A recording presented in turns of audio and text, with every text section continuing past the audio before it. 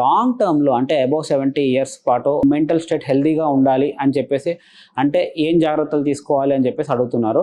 So basically mental state హెల్దీగా ఉండాలి అని అంటే డిమెన్షియా కానివ్వండి, లేకపోతే కాగ్నిటివ్ ఫంక్షన్ కానివ్వండి, లేకపోతే మెమరీ ప్రాబ్లమ్స్ కానివ్వండి రాకుండా ఉండాలి అని అంటే తీసుకోవాల్సినటువంటి జాగ్రత్తలు first thing active life style అండి. అంటే physical activity. So physical activity బాగుండే వాళ్ళకి and daily morning cardio and walking are jogging చేసే వాళ్ళకి డిమెన్షియా వచ్చే అవకాశం తక్కువ ఉంటుంది అని చెప్పేసి మెనీ రీసెర్చర్స్ హ్యావ్ ఫౌండ్.